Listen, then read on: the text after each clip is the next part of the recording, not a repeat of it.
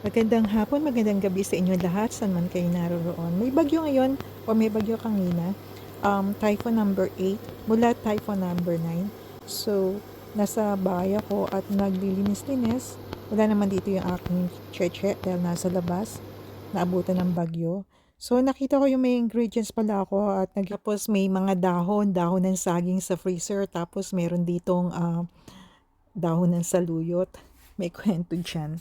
Anyway, hindi ko masyadong tinamisan.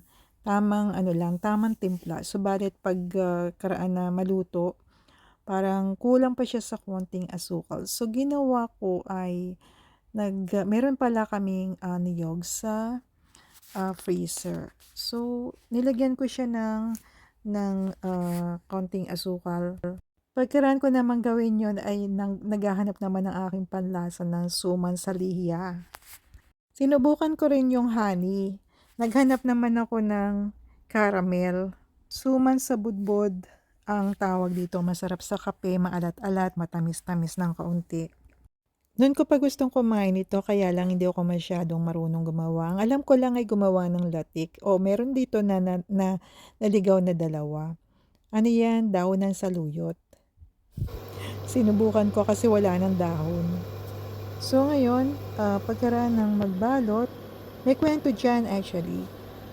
O, pinaano ko na, in-steam ko na siya ng 20 minutes. Pag katapos niyan ay, naku, mainit-init pa, talagang gusto ko ng tikman.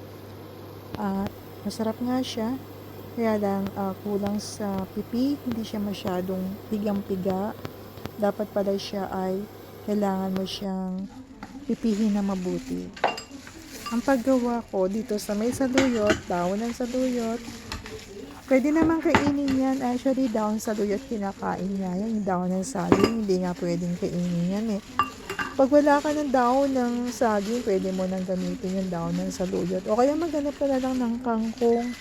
Actually, yung dahon ng lotus, pwede mo rin gawin. Pero hindi mo siya pwedeng kainin. Pero hindi naman masamang makain yun.